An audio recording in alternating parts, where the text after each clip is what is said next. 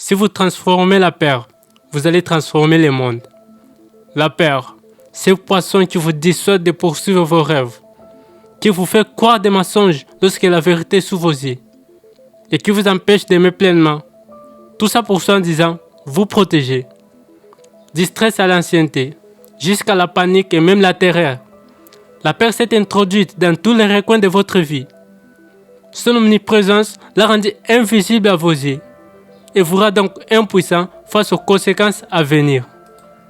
Et s'il était possible de se libérer de ces chaînes devenues invisibles, mais pourtant bien réelles.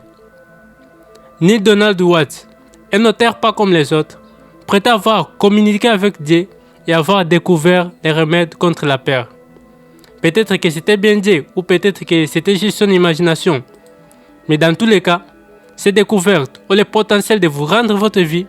D'ici la fin de cet épisode, vous aurez ces remèdes entre vos mains et vous n'aurez plus qu'à décider si vous êtes prêt à l'utiliser. Le plus gros problème sur la planète de nos jours, c'est la peur. C'est un problème pendant une longue période, mais c'est un problème énorme actuellement, qui grandit de plus en plus. Et la raison pour laquelle la peur est un problème, c'est bien sûr parce qu'elle affecte absolument tout. Tout ce que nous pensons, tout ce que nous disons et faisons, toutes les décisions et les choix que nous prenons, toutes nos réactions et toutes nos réponses. Absolument tout ce que nous expérimentons ne peut seulement venir de l'un de ces deux endroits. Ma conversation avec Dieu a rendu ceci très clair à mes yeux. Soit cela vient de l'amour, ou soit cela vient de la peur. Mon observation, c'est que la plupart des gens, la plupart du temps, et moi-même, puisque je voudrais l'admettre, nous agissons depuis la peur. Donc nous devons regarder nos peurs et trouver qu'est-ce que la peur après tout. De quoi s'agit-il? De quoi avons-nous peur? Et quel impact est-ce que cela a sur les choix, les décisions et les créations pour lesquelles nous sommes rendus responsables? D'ailleurs, c'est l'une des premières peurs qui existent. La peur d'être responsable, la peur d'être placé dans une position qui nous rendrait responsables pour tout ce que nous avons créé. Donc la peur est le premier aspect de l'expérience humaine sur lequel nous devons travailler très dur pour en guérir et pour la transformer. Si vous transformez la peur, vous allez aussi transformer le monde. Will Smith a dit à son fils dans le film « Après la Terre, comprends-moi bien, les dangers bien réels, mais avoir peur, c'est un choix. » Personnellement, je dirais plutôt que la peur est le seul danger sur tout. Et n'oublions pas que ce qui cause la peur est souvent bien moins dangereux que ce qui est causé par la peur. Vous voyez? Donc, on pourrait dire que la seule chose dont nous devrions avoir peur, c'est la peur elle-même. Mais est-ce que c'est vraiment une solution? Justement, ça me rappelle cette histoire d'un maître et son élève qui traversaient une forêt. La nuit tombée, ils décidèrent de faire un feu et de se reposer. Après un moment, l'élève attendit un bruit derrière un buisson. Nerveux, il fixa le buisson. Et d'un coup, un maître sortit du buisson. Il était terrifiant. Il s'approcha de l'élève et du maître. Et l'élève était paniqué. Plus le monstre continuait à s'approcher. Il était tellement sous le choc qu'il s'évanouit. Ensuite, le monstre tourna la tête en direction du maître. Le maître tranquillement sortit sa flûte de son sac et commença à jouer de la flûte. Le monstre, n'appréciant pas ne pas être reconnu pour ce qu'il était vraiment un monstre terrifiant, commença à grogner et se rapprochait du maître. Mais le maître l'ignorait complètement. Il était simplement en train d'apprécier l'air qu'il jouait à la flûte. Vous vous dites sûrement que le monstre l'avait attaqué. Mais non. Le monstre commença à se sentir stressé. Comment se fait-il qu'il n'ait pas peur de moi? Comment fait-il pour m'ignorer ainsi? Je suis pourtant un monstre terrifiant. Et puisque le maître l'ignorait en jouant de la flûte, puisque le monstre rétrécit. Après quelques secondes de cette air de flûte qui semblait interminable pour ce monstre, il était minuscule. Puis il repartit dans les buissons depuis lesquels il était venu. Quelques minutes plus tard, l'élève se réveilla. Il dit « Maître, maître, n'avez-vous pas vu le monstre? Où est-il passé? Comment avons-nous fait pour survivre ?» Le maître répondit « Je n'ai vu aucun monstre. La morale de l'histoire est simple. La peur se nourrit de la peur. Que vous fassiez face à une personne, une situation ou littéralement un monstre, c'est votre peur qui lui donne sa grandeur et qui vous fait vous sentir plus petit que ce que vous êtes en réalité. Maintenant, jetez un coup d'œil à ce qui nous fait peur. Premièrement, comme je l'observe, nous avons peur de la vie en soi et des choses qui se passent dans la vie. Nous avons peur de la vie car nous avons peur de la mort. Ma conversation avec Dieu m'a dit que toutes les peurs viennent ultimement de la peur de la mort.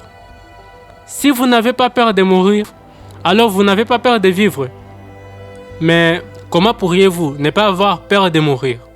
Eh bien, vous pourriez ne pas avoir peur de mourir si vous comprenez ce qu'est la mort. Et ce qui résulterait de cette compréhension est votre compréhension de qu'est-ce qu'est la vie.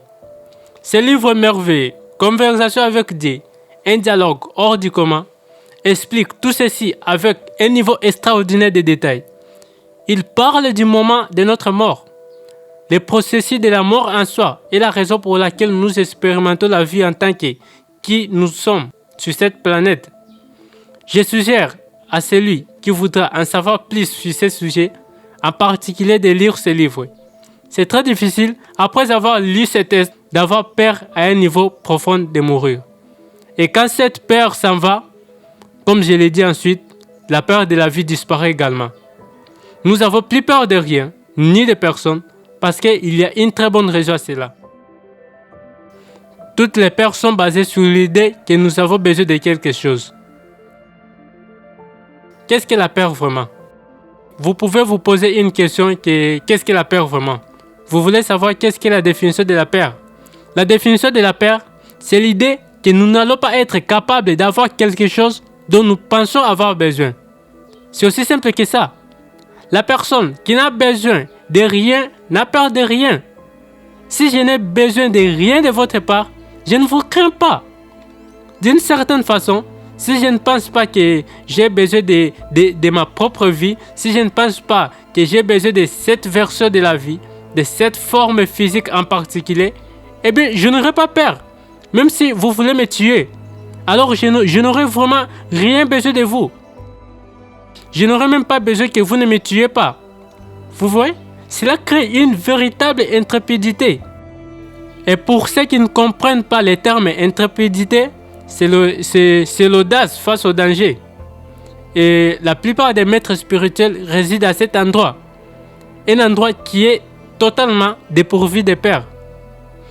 Donc, lorsque je commence à observer mes propres peurs et que je commence à les ressentir, et quand j'ai cette sensation que mes peurs sont en train de, me surpasser, presque me dominer ou me paralyser, parce que chacun d'entre nous a été paralysé par la peur à un moment ou à un autre.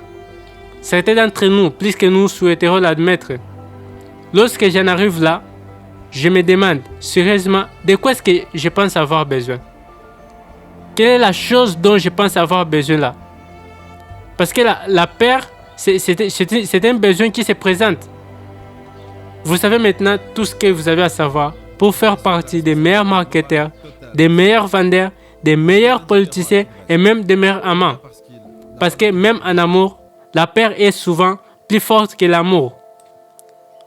Quand on y pense, la majorité des gens qui s'engagent dans une relation sérieuse ne le font pas à cause d'un réel coup de foudre, mais ils le font parce qu'ils ont peur que la personne à laquelle ils sont en train de s'attacher continue à voir d'autres personnes et qu'ils puissent la perdre.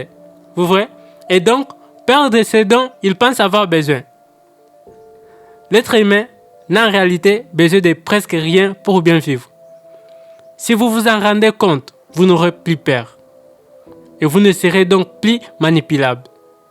Donc, je regarde de quoi est-ce que je pense avoir besoin. Serait-il possible qu'en réalité, je n'ai pas besoin de cela? Pourrais-je m'en sortir sans cette chose? Que se passerait-il si je n'avais pas ça? Que se passerait-il si je ne recevais pas ça? Que se passerait-il si la chose dont je pense avoir besoin était inaccessible pour moi? Vous voyez, donc il y a deux façons à travers lesquelles la peur se manifeste. l'idée que je n'obtiendrai pas ce dont j'ai besoin, je ne recevrai pas cette chose, ou l'idée que je vais perdre quelque chose dont j'ai besoin.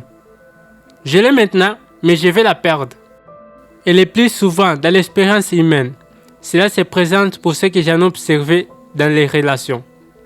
Cela se présente sous d'autres formes. Aussi, nous avons des pères à ce qui concerne l'argent, des pères à ce qui concerne les pouvoirs, des pères sur la santé et bien d'autres choses. Mais le plus souvent, presque toutes les pères que je vois les gens expérimenter ont un lien avec les relations d'un type ou d'un autre en particulier, ces relations délicates que nous appelons romantiques, qui entrelacent les expériences humaines. Oh maudit, maudit. D'abord, j'ai peur que personne ne m'aime. Et ensuite, j'ai peur que si quelqu'un m'aime, de perdre cet amour. Et la façon dont je vois ça quand je suis dans cet endroit que j'aimerais appeler de santé spirituelle, quand je comprends qui je suis vraiment et que je réalise que je n'ai pas besoin de l'amour d'un autre, de qui que ce soit, pour pouvoir expérimenter qui je suis vraiment, pour pouvoir expérimenter la sérénité, la paix, la joie, le bonheur. À chaque fois que je pense que ma joie est obtenable ou que la joie me fournit, que ma joie vient d'un endroit en dehors de moi, même je sombre dans la peur, mais à chaque fois que je sais que la source de ma joie n'existe pas en dehors de moi, mais qu'elle m'est donnée à moi, de moi, par moi, ma peur disparaît. Et voilà l'ironie là-dedans. Je deviens ensuite beaucoup plus attractif aux yeux des gens que lorsque j'avais peur que ces gens m'abandonnent. En fait, l'inverse s'est produit.